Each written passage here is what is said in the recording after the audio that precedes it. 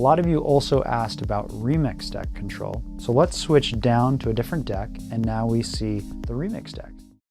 Pretty straightforward. What we've got here are a couple of single one-shots. Let's stop these. And some loops.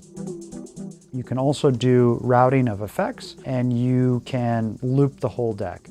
You don't have detailed control over pitch and some of the other things like you did with the S8. If you're doing basic 4-deck mixing and you just want to layer a few loops and a few one-shots on top of your set, this is going to be great.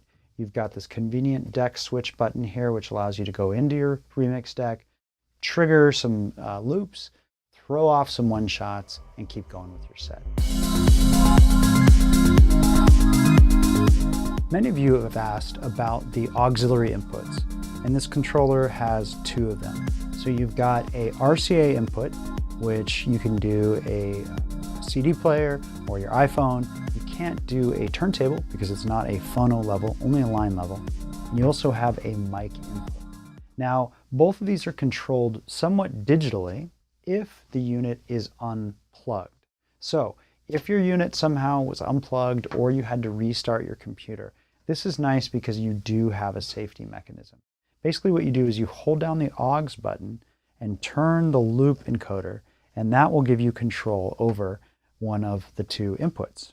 So if we turn on aux, check 1, 2, 1, 2, 1, 2, our microphone works even though we're not connected to the computer, and the same goes with your auxiliary input. So you could play your iPod in case your computer crashed in the middle of a wedding or some kind of other show. That is great. One thing I don't like so much though, is that if your computer is connected, it doesn't work the same. So now if we want to hear these inputs, we need to route them through a deck, which has pros and cons. The con is that you lose a deck.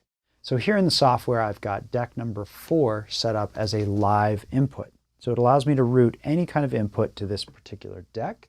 So if we have a microphone routed to the input, then what we can do is put that mic into a deck, essentially, into a channel in the software, and it comes back out the software and through the controller. So now we're connected to the computer, and we're using the computer to process the microphone.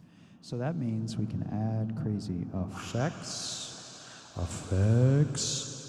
including things like masher,